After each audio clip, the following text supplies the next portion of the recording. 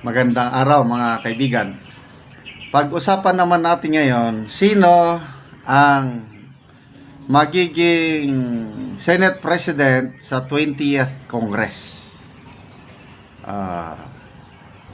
Sabi ni Senator Chis Escudero, depende daw sa majority kung sino ang pipiliin nila na Senate President. So, alam ni Senator Escudero na pagdating sa July, anytime pwede siyang patalsikin ng majority. So, kung may magkaroon ng changes sa majority at magdesisyon ang majority na palitan ang Senate President, sino ang magiging Senate President? Okay, mga post na nababasa ko, Marcoleta ang sinasabi. Payag ba kayo na maging Senate President si Marcoleta? Narinig ko kay Professor Malotikia na itong si Senator Soto baka tutulungan ni VP Sara na maging Senate President. Narinig ko mismo yan sa post ng News 5 everywhere. Nung ini-evaluate nila saan ang boto ng mga senador, pro-impeachment ba, anti-impeachment, or swing votes. Nabanggit ni Professor Malotikia na si Senator Soto nilagay niya sa swing votes. It's either way. Pwedeng pro-impeachment, anti-impeachment.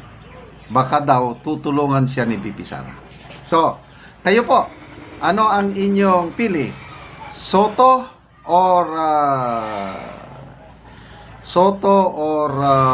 Marcoleta? Ito, may dumaan sa aking wall. Bienelen Raman. Sabi, pulsuhan natin sina Tito Soto at Attorney Rodante Marcoleta kung sino ang mas karapat-dapat na maging Senate President. So, magbasa tayo sa mga comments, ano? Subukan, Eagle Costa. Subukan naman natin ng bago. Dati na yan si Soto. Marcoleta. Siyempre yung abogadong di kalidad, Marcoleta. Ala ko, puros Marcoleta. Marcoleta. Malaki pong kaibahan. Oy, grabe naman kayo. Si Marcoleta, abogado. Si Tito, artista. Attorney Marcoleta, most qualified as a Senate President. It's a sensitive position. Needs lawyer. Marcoleta, wala ka. Panalo. Dito sa mga comments ng netizens, halos Marcoleta ang isinisigaw. Marcoleta ang dapat, Marcoleta ang dapat. Okay.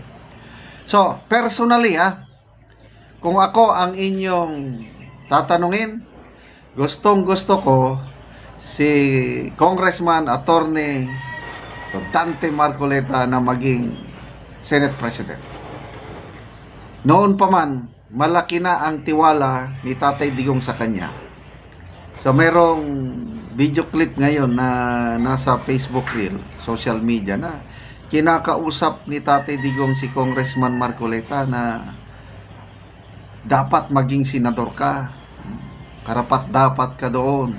Si Tatay Digong mismo ang nagkumbinsi kay Congressman Marcoleta na tatakbong senador. Kaya noong 2022, tumakbo nga siya sa Uniteam.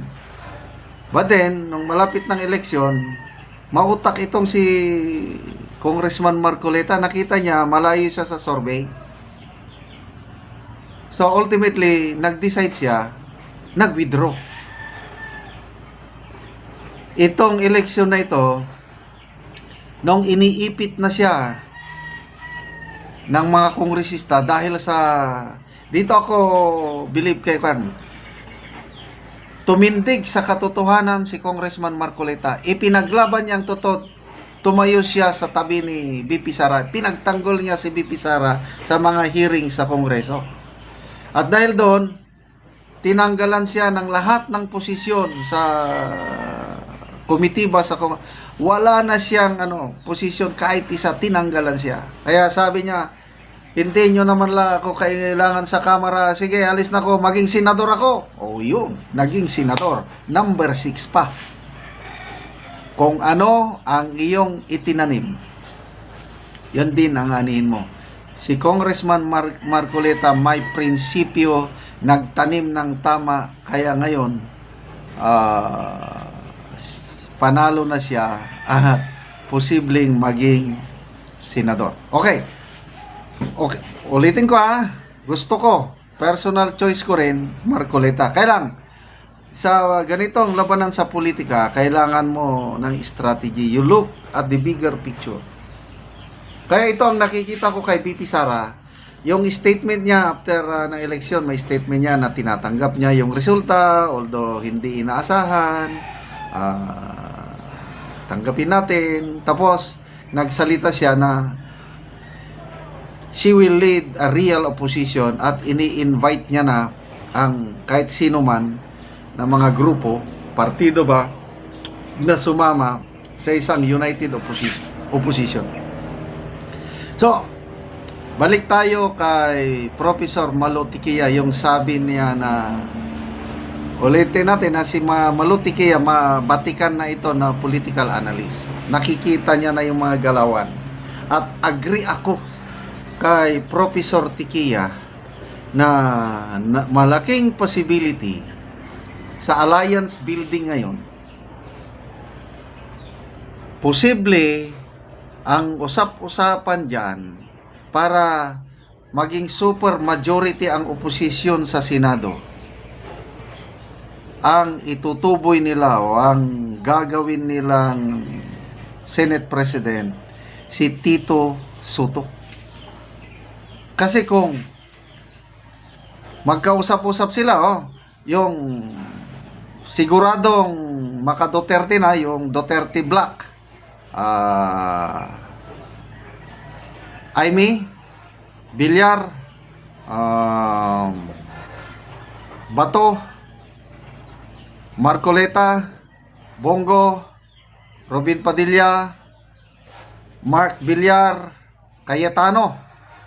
Dalawang Cayetano, siyam na yan. Siyam na yan.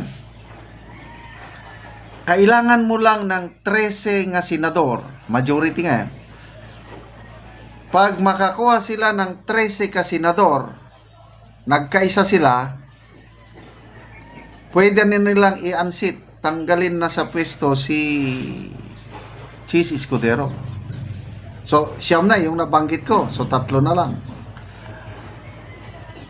Nandyan ba si Miguel Zubiri? Nandyan ba si Joel Villanueva? Nandyan pa si Loren Legarda? Kung makuha nila si Tito Soto, makuha nila si Ping Lacson, makuha nila si Lito Lapid, 15 na yan. Na ang compromise, sama ka sa amin, ikaw ang maging Senate President. Nako, maraming may gusto na mag-Senate President dahil very powerful. At nakita ko nga, malaking posibilidad na itatayo nilang Senate President si Tito Soto. Si Congressman Marcoleta, Senator elect, bagong pasok pa lang, I believe, pwedeng mapakiusapan na chairman ka na lang muna sa Committee on Justice o gawin nating Senate President si Tito Soto para malaki tayo. Nako, pag nangyari yan, wala na. Lame duck president na itong presidente ngayon pag nakabuo ng majority at Tito Soto ang gawing Senate President. Ulitin ko analysis lang yan ni Professor Malo Tiquia na nakikita ko maraming posibilidad. But ang choice ko, Congressman Dante Marcoleta. Salamat mga kaibigan.